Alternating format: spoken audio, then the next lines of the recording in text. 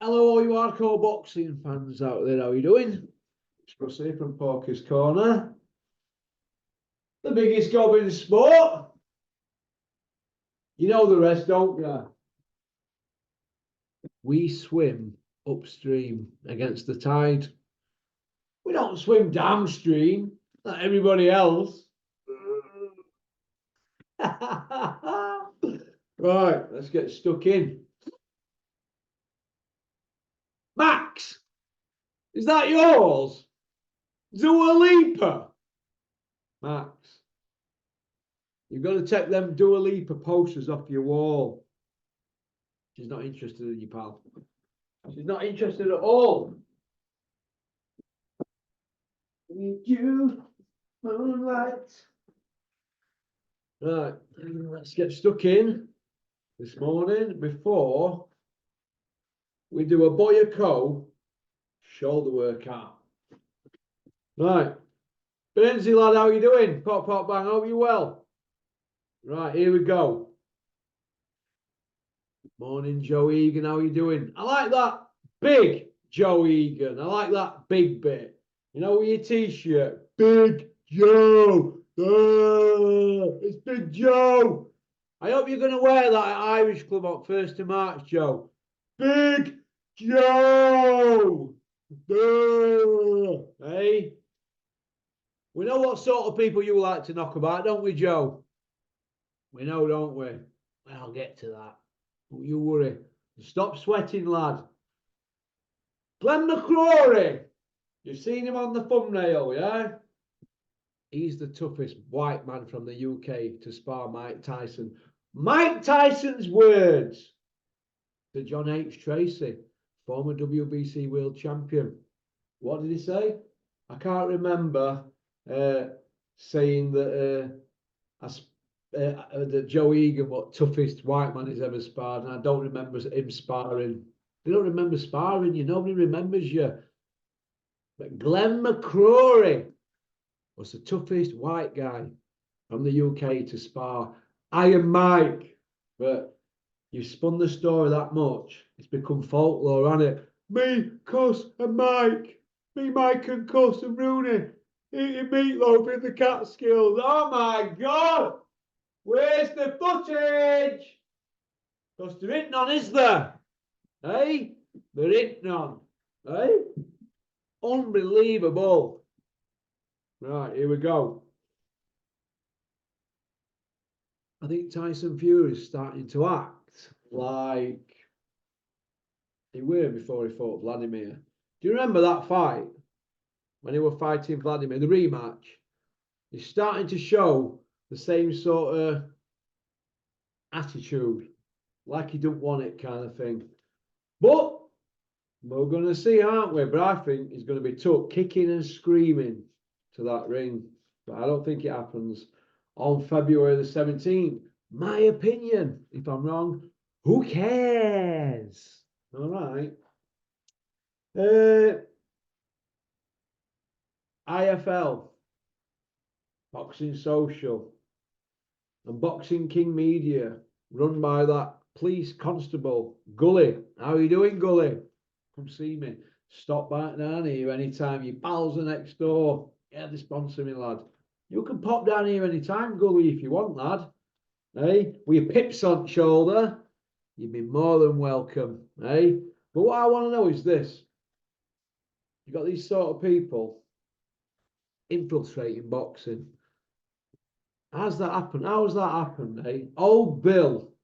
Now, I'm not going to dig Flex out because he's never been in trouble in his life. But anybody, in my opinion, who's done any trouble, they're not going to want these people around them, are they? Why would you have a serving policeman interviewing you in your gym? What, you know, we all know what goes on in boxing gyms and the characters that hang around it. But then we've got people like Big Mal doing interviews with him, who's a hardcore who did a week on remand, didn't Nick? Crying in Terry Dunstan's cell, wasn't you, Malk? Only a week though, Malk, wasn't it? We're only a week. But what were you saying?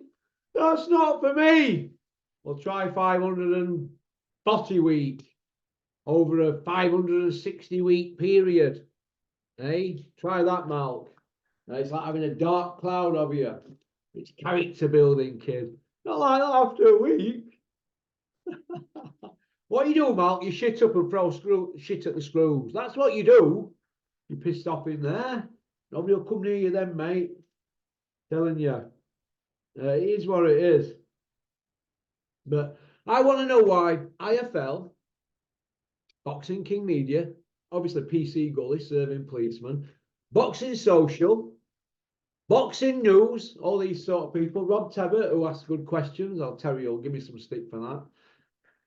I want to know why these people, right, are not going out and giving carte blanche to Boxer, the company Boxer, and Sky, and Dan Aziz and Joshua Boazzi. Why? Why are we not seeing the same energy for that fight with two undefeateds going at it that we're seeing for all this other knackers, eh? Utter knackers. We're not seeing it, are we? We've got Big Mal doing sermons every day. Well, I'm going to do a sermon today. This is my sermon, Porkys Tuesday sermon. Big Mal and the Gad are leading the pack with all these YouTube interviews for January. I can't even keep up with them. And I'm going to end up probably doing about 97 this month. The streak's ahead of me. We're throwing narratives out for the pals, aren't they? It is what it is, but I want to see the same energy.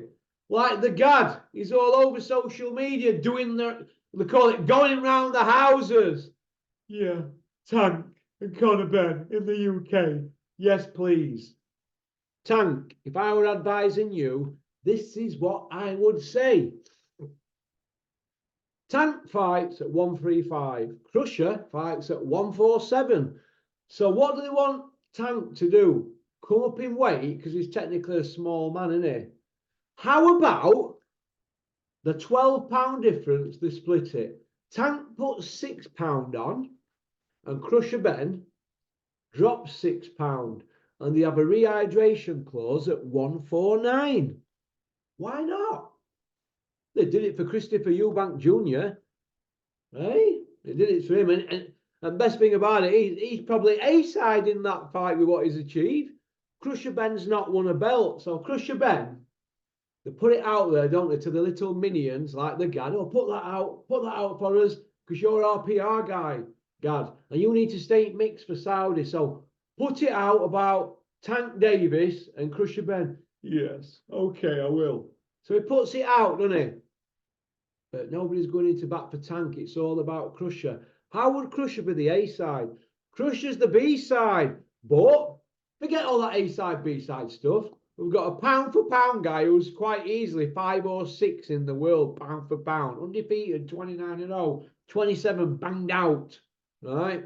Won multiple belts.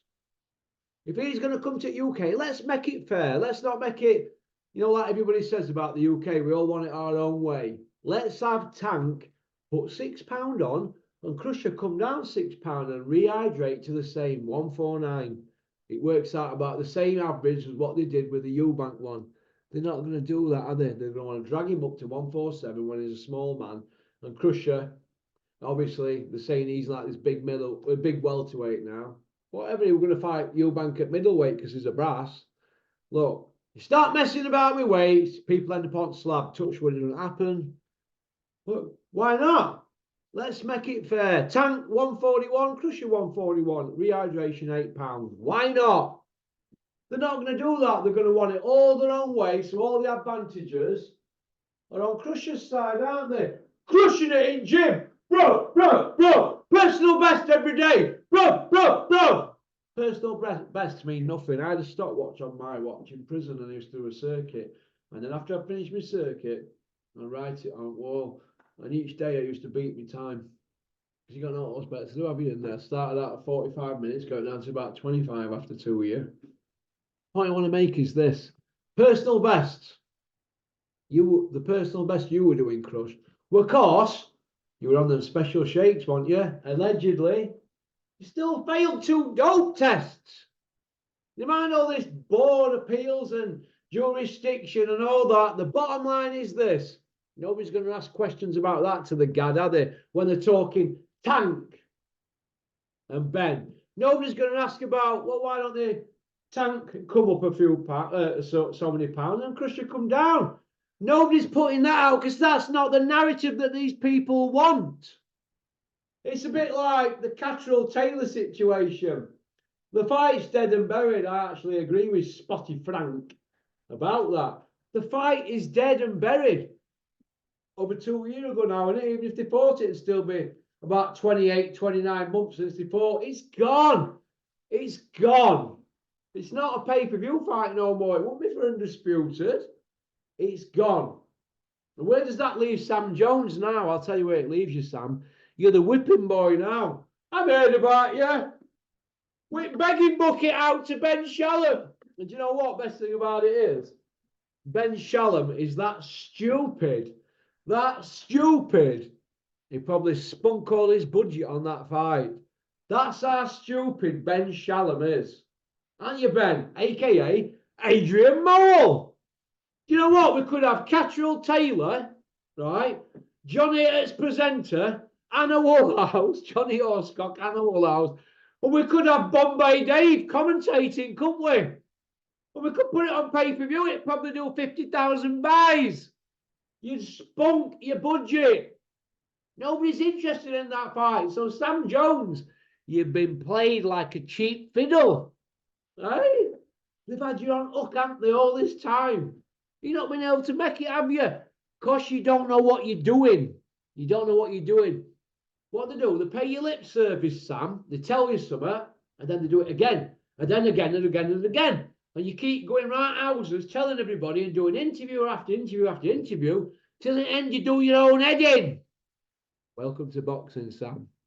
You're finding out now, aren't you? We know about your involvement with Joe Joyce, and now look what you're doing for Catterall. You don't know what you're doing. You're out your depth. You're not respected. These people are laughing behind the scenes at you, mate. They're laughing, mate, at you. You don't know what you're doing, Sam. Everybody's saying it's great, it's this and that. And then they point me at them. Yeah, I get pointed in your direction, and I just tell it straight. We've only got a small following, but I don't like the word cult. I don't like that word cult. This is not a cult following we've got. People just don't want to listen to rubbish no more. They're spinning narratives daily. Have you seen every single day, day in, day out, Hills, Spotty Frank, Bricktop, Fury's spinning it, and then Fury's mates, they throw them out. The Gad, Joe Parker, Andy Lee, go put that out, go put that out, go put that out. It's all rubbish. And you know, down the line, when Tyson's probably had a few beers one day and about 18 minutes ago, yeah, what about when J.O. Patia dropped me in spar and we had to cover that one up, pop, pop, bang. That's what happens. I'm telling you straight, your Uncle Big P, but if you don't want to listen, who cares? No, the Gad again. Going on about how he's not a Fury fanboy. Yeah, okay. Am I a Froch fanboy? Yeah, I am. I followed his career from day one, didn't I? I followed his career from day one, sending him statistics for years. I've probably done his head in, but I know he took it on board.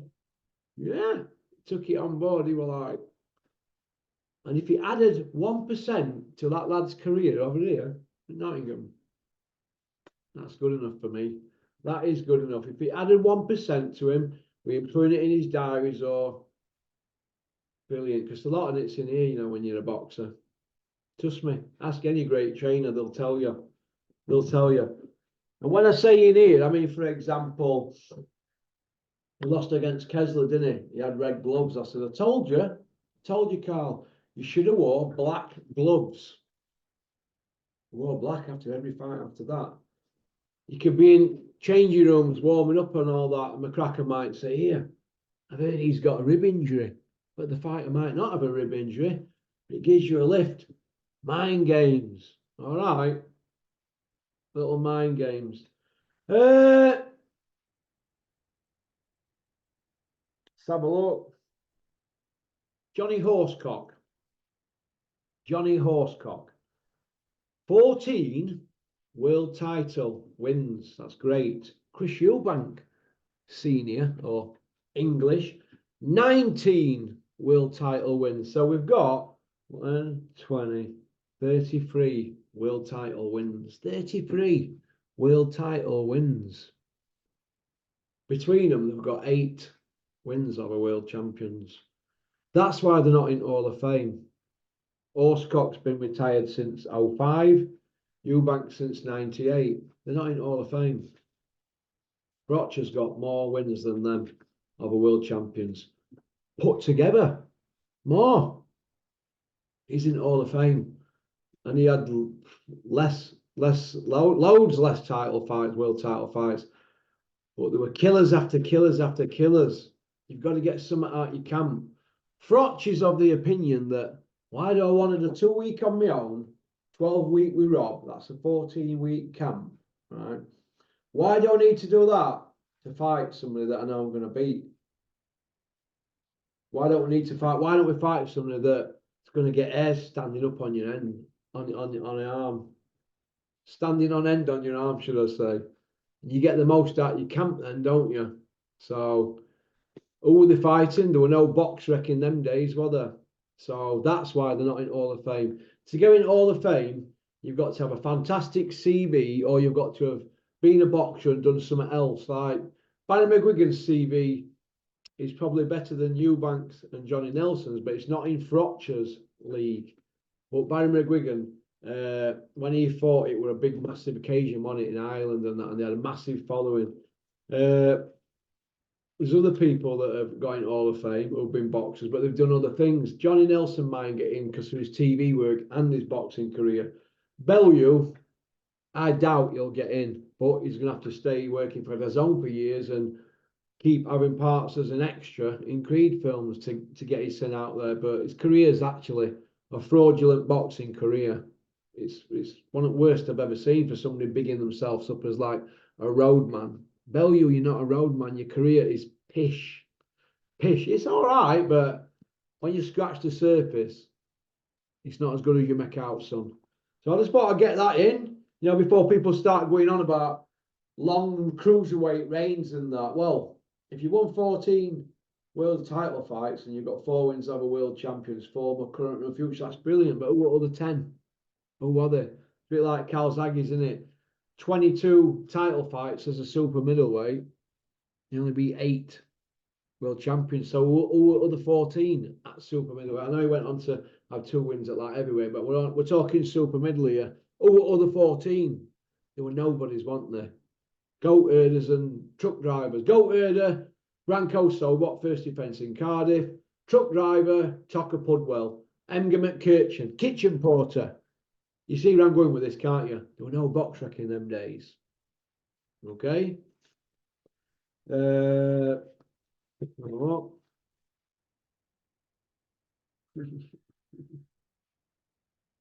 We mentioned that, didn't we, yesterday, about fighters just getting thrown under the bus.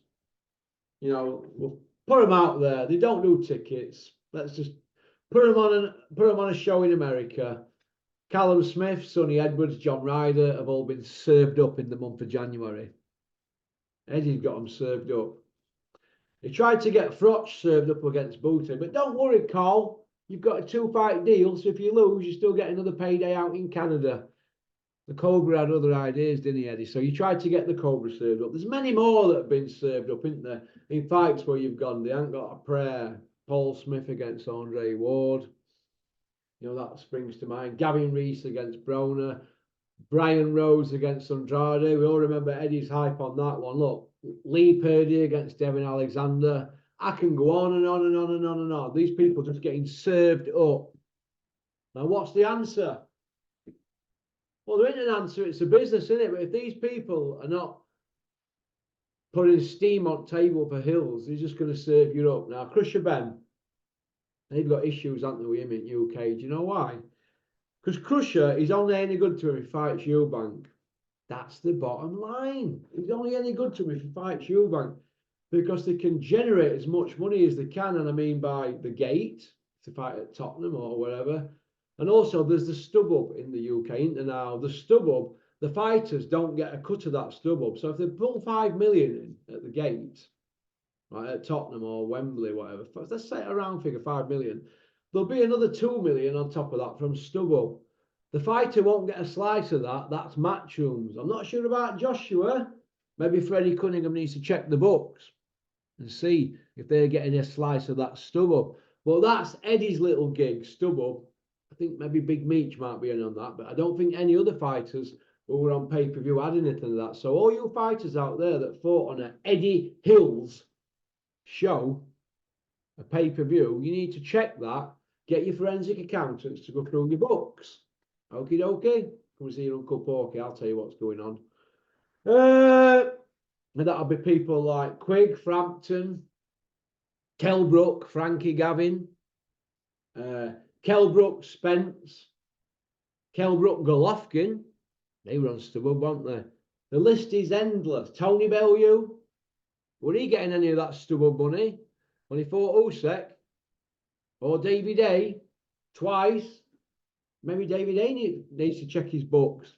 It needs looking at, doesn't it? Because these people can't lie straight in bed. Pop, pop, bang, Edward. Let's have a look. Nigel Benn. He's not in the Hall of Fame, is he? He's been retired 28 year. Eubank's been retired 26 year. Johnny Nelson, 19 year. None of them are in Hall of Fame. Why is that? Ben's got 7 wins over world champions. Not in Hall of Fame, though. Why is that? Why is that? These legendary fighters who've got plenty to say, but the Cobra's in. Why? So why should I be waking up to vileness this morning? And I mean, absolute vileness. It just makes me laugh because I can just come back and just fire back on here. I think it's great. It saves me getting locked up as well, doing out stupid, doesn't it? But it is what it is. I believe in honesty in boxing because you're dealing with kids that are getting knocked about. And half of boxers that you meet are fantastic kids, but some of them get out the pram. O'Hara Davis is a fantastic kid, but he's doing interviews this morning saying he's struggling to cope with being in public eye. O'Hara, let's have it right. Nobody even knows who you are, mate, in the public eye. Boxing people might know who you are, but you're not in public eye, kids. Stop it. What you really mean is you're fed up and looking on social media, you're getting iced in 1 round. That's what you mean. So let's talk Turkey here, let's not talk English. Let's talk Turkey. Okay? Do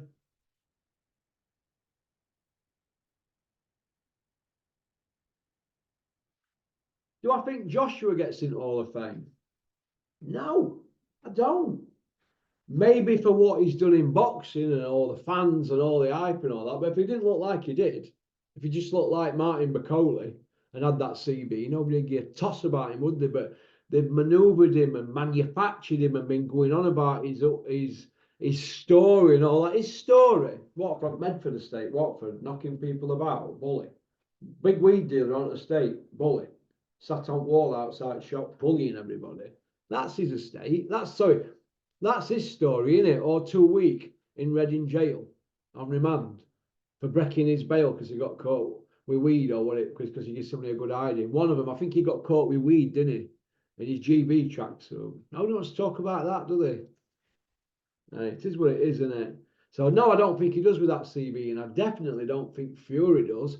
It might be for other things that they've done in boxing, like shouting the mouths off, like Hills shouting his mouth off for Joshua, or Fury running around and saying he's the greatest of all time and that when he's, well, Fury's got 4 wins over world champions, and they all get stuck on 4, don't they? Hey, it's unbelievable. He's got to deal with Usyk next, and the old Fury fanboys will be up in arms now, but his CB is pish, absolute pish for the hype around him. Pish. Absolute pish. Manoeuvred by Mick Hennessy for years around certain fights and still doing the same now. All right, he can spit his dummy out any time in. So get ready leading up to this Usyk fight. Get ready. I'm not interested in all that. He's lost weight, this and that. Listen, skinny fat. Let me tell you, I had that problem for a year. Not now, but I had that problem. So Calzaghe's in Hall of Fame, Nazar's in Hall of Fame, Frotcher's in Hall of Fame, McGuigan's in, but probably because Atton's in, but because of following and taking all them out to Vegas, and Dennis there with that band from Sheffield saying, right, here's another $100, do another lap up and down strip, and keep banging that there's only one Ricky Hatton, let's create this army thing. Only about 10 of them beating drum, but they made that much noise. People got it in their heads that there were an army there. There were a lot of fans there, but not as many as they're making out. Let's have it right. Maybe Oscott can get in Hall of Fame because of what he does for Sky. We mentioned that. Richie Woodall, will he go in Hall of Fame? Olympic bronze, 5 wins over world champions, WBC world champion as well. We don't hear him kicking off about getting in there. There's nobody going into bat for Richie Woodall. You know what I mean? Robin Reed, Clinton Woods, 4 wins over world champions, world titles. Clinton Woods had a world title over 3 years, about the same length as Mike Tyson's first reign, and a British Commonwealth and European. Clinton's just been overlooked. So it is what it is, isn't it? Robin, Olympic bronze as well, 2-time world champion, IBO, WBC. We're going to see, aren't we? We're going to see, but the committee now for that Hall of Fame is very, very, very hard to get in. Very, very hard. But getting back to Tank Davis Ben, that'll be the big news today. We've got the Jad putting it out there. Has Tank got powerful thighs? Tank, do you shower before a fight? Tank, if he asks you that, or Boston Stranglehold, bring it Boston Stranglehold, mate, and pluck his hair. The Buxton chicken. It is what it is. Bellew, I don't think he gets in unless he's in Creed 25 or something and he actually says something in this film or tries to act and be something other than himself, because all he's doing is being himself, and he really in that film. So Frank Smith going on about Ben. Listen, Frank, Spotty Frank. How did clomiphene get in his system? Is any of these YouTubers going to ask this question, yes or no? Is PC Gully the serving policeman from Rotherham? Are you going to ask this question, PC Gully, infiltrating the sport of boxing? Are you going to? You've been trying to get a little bit brave recently. You tried to put it on the gad, didn't you? But you backed off, didn't you? I've seen it. Trying to get in my good books. Let's have a look. Board of Appeal. Listen, Boxing Board of Control are about as much use as a chocolate fire guard. So, maximize money is maximize money. Same people. Yeah, it's just basically the same people spinning the same narratives and going into bat for their friends every day on these YouTube platforms. The story changes by the day. These boxing promoters, they need these platforms more than ever now. And that's why certain people with these platforms, they're getting looked after behind the scenes. Oh, yeah. They're getting looked after, but it is what it is. Gad, we want you to put this out. Okay, he's not going to say no, is he? He wants to stay in the Saudi mix. I need to be in Saudi. So he's going to do as he was told, isn't it? You know what I mean? But it is what it is, isn't it? So, Big Malcolm Gad. Most interviews on YouTube from the boxing media. They're more than anybody this month. More than anybody. Obviously, Hills is leading the way, as usual. Spotty Frank, can't shut him up. But the Gad and Big Malk are in the mix. Big Malk with his bins. Brains out of Thunderbirds. Pop, pop, bang. So, it is what it is. So, that's about it, really. Okie dokie. There's 7 in production. I'm not going to stick this in production. We put the Spartan Demolition one on, and Fountain Health Group, top right hand side corner. You've probably seen that. Cheers, Chris Smedley, for that one. Pop, pop, bang. Just shows you, if you speak the truth and you're genuine, people can buy into it, can't they? Literally. All right. Okie dokie. Thanks for liking and subscribing and leaving a comment. I think that should be it for today for me. I've had enough. I might just do a bit of training. And I just want to get my arm going and do about 4 hours playing pool today, get my touch right. She's not going to go on a date with you, Max. No, she ain't, mate. She's not into men with tits. She don't like titty men.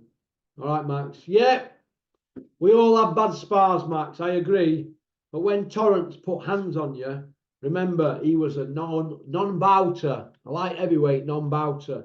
You're a heavyweight who's had 2 fights, right? We know what happened, don't we, Max? So get yourself fit and give yourself the best opportunity. So I'm shaming you on here, Max, now. Get yourself fit. Give yourself the best opportunity. You paid all that out for your medical and all that, and Dennis has helped you get your license and all that. Max, you know what it is, don't you? You got to get yourself fit, or you're going to get hurt, right? You're going to get hurt. So get yourself fit, and you've got half a chance, and you can get out of the way at shots then, can't you? Okie dokie. Go on, peace out.